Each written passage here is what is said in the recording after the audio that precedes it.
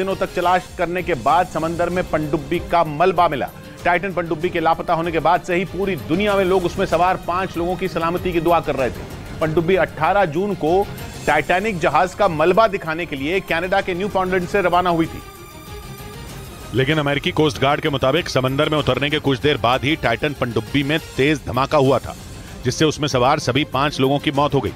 ये पनडुब्बी 18 जून को कनाडा के न्यू फाउंडलैंड से रवाना हुई थी, लेकिन समंदर में उतरने के 2 घंटे बाद ही उसका संपर्क अपने जहाज से टूट गया। जैसे ही ये खबर सामने आई, अमेरिका और कनाडा की रेस्क्यू टीमों ने अटलांटिक महासागर में सबसे बड़ा अभियान शुरू कर दिया। बाद में ब्रिटेन और फ्रांस की नौसेना भी इस अभियान से जुड़ गई, लेकिन 5 दिनों तक समंदर में चप्पे चप्पे की तलाशी के बाद उन्हें टाइटन पनडुब्बी का मलबा टाइटैनिक जहाज के मलबे के नजदीक मिला। टाइटैनिक जहाज का मलबा कनाडा के न्यू फाउंडलैंड से 644 किलोमीटर दक्षिण में है और टाइटन पनडुब्बी का मलबा मिलते ही उसमें सवार सभी लोगों के मिलने की संभावना भी खत्म हो गई। अमेरिकी कोस्ट गार्ड के मुताबिक पनडुब्बी में भारी दबाव के बाद हुए धमाके की वजह से यह हादसा हुआ, जिसमें टाइटन पनडुब्बी में बैठकर टाइटैनिक जहाज का मलबा देखने गए 5 लोग अपनी जान गंवा बैठे। रेस्क्यू ऑपरेशन को खत्म करने के बाद अमेरिकी कोस्ट गार्ड के अधिकारियों ने इस हादसे में मारे गए सभी लोगों को श्रद्धांजलि दी। I offer my deepest condolences to the families.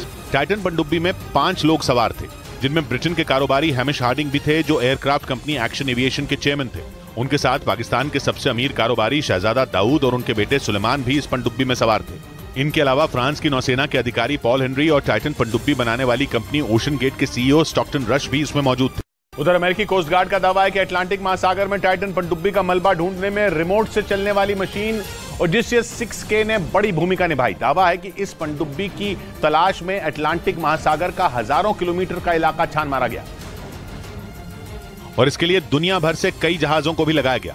लेकिन 5 दिनों तक चले इस तलाशी अभियान के बाद टाइटन पनडुब्बी के मलबे को ढूंढने में रिमोट से चलने वाली ओडिसियस 6K मशीन की सबसे बड़ी भूमिका रही।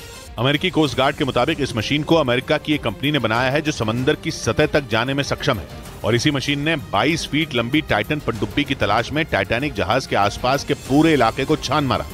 दावा है कि काफी तलाशी के बाद ओडिसियस 6K मशीन को टाइटैनिक जहाज के नजदीक ही टाइटन पनडुब्बी का मलबा मिला। इस बीच अमेरिकी नौसेना ने दावा किया कि उसके खुफिया हथियार ने टाइटन पनडुब्बी में हुए धमाके की आवाज सबसे पहले सुनी थी। अमेरिकी नौसेना के मुताबिक उसने कई दिन पहले ये आवाज उसी जगह सुनी जहां अंतिम बार टाइटन पनडुब्बी ने अपने जहाज से संपर्क किया था और इसके लिए अमेरिकी नौसेना ने एक ऐसे खुफिया उपकरण का इस्तेमाल किया जो समंदर की गहराइयों में किसी भी आवाज को आसानी से सुन सकता है। दावा है कि 18 जून यानी जिस दिन टाइटन पनडुब्बी 5 लोगों को लेकर टाइटैनिक जहाज का मलबा दिखाने के लिए रवाना हुई थी, उसी दिन अमेरिकी नौसेना ने अटलांटिक महासागर में धमाके की आवाज सुनी थी। लेकिन खबर है कि वो बिना सबूत किसी नतीजे पर पहुंचना नहीं चाहती थी। इसी वजह से अमेरिकी नौसेना ने ये बात छिपा कर रखी। मीडिया रिपोर्ट के मुताबिक अमेरिकी नौसेना ने जिस खुफिया उपकरण से धमाके की आवाज सुनी थी, उसका इस्तेमाल दुश्मन की पनडुब्बियों पर नजर रखने के लिए किया जाता है।